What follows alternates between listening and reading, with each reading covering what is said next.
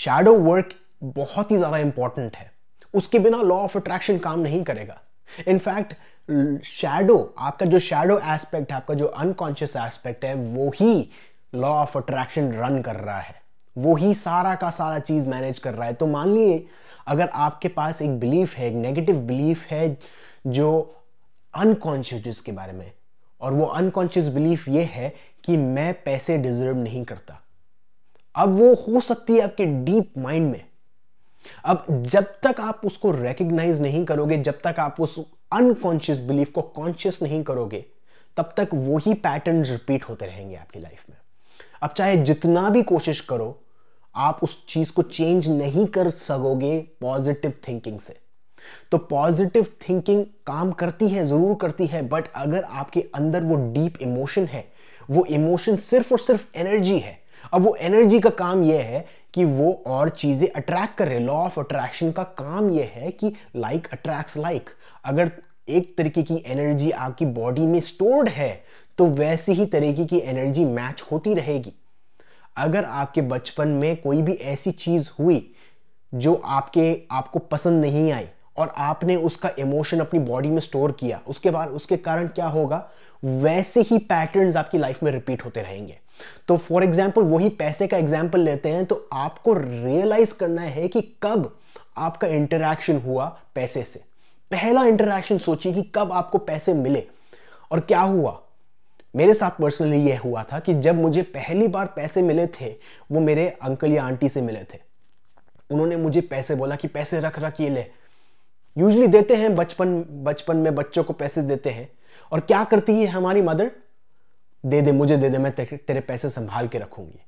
अब क्या हो रहा है वहां पर, यही सेम चीज मेरे साथ हुई। मेरे से वो पैसे छीन लिए गए। तो मैंने दिमाग में एक बिलीफ बना ली थी कि भैया पैसे मेरे हाथ में आते हैं और निकल जाते हैं, कभी टिकते नहीं हैं, कोई दूसरा आके ले लेगा पैसे। और फिर उसके बाद मदर ये भी बोलती है कि तू बेफालतू चीजों में पैसे खर्च करेगा, इसलिए मुझे दे दे। तो अब क्या हो रहा है, या तो कोई पैसे वो ले लेगा, या तो आप बेफालतू चीजों पे वो पैसे खर्च करोगे जिसके कारण आपकी लाइफ में वो पैसे टिकेंगे नहीं। तो आपको रिकॉग्नाइज करना, आपको ढूंढना है कि कब आपकी पहली बार मुलाकात हुई उस टॉपिक से। अब वो या तो लव होगा, या हाउस होगा, या जॉब होगी, या कुछ भी चीज हो सकती है। उस टॉपिक से कब आपकी पहली बार मुलाकात हुई, कैसी मुलाकात हुई, पॉजिटिव थी या नेगेटिव थी, उस मोमेंट पे जाइए और मोमेंट बाय मोमेंट उस इंटरैक्शन से सारी की सारी चीजें, इंसिडेंट्स लिखना चालू कीजिए। इस टाइम पे सिर्फ और सिर्फ आप लिख रहे हो। उसके बाद नेक्स्ट स्टेप ये होगा, आपको वो इमोशन फील करना है कि कैसा लगा आपको जब आपकी मदर ने आपसे पैसे छीन लिए, या कोई सा भी एग्जाम्पल लीजिए आप, कैसा लगा आपको, वो इमोशन फील करना है। और उसके बाद जैसे ही आप उस इमोशन को फील करते हो, तो वो इमोशन जो आपके चक्रास में सेव है, लोअर चक्रास में, वो धीरे धीरे डिप्लीट होने लग जाएगी, वो धीरे धीरे मर जाएगी। क्यों?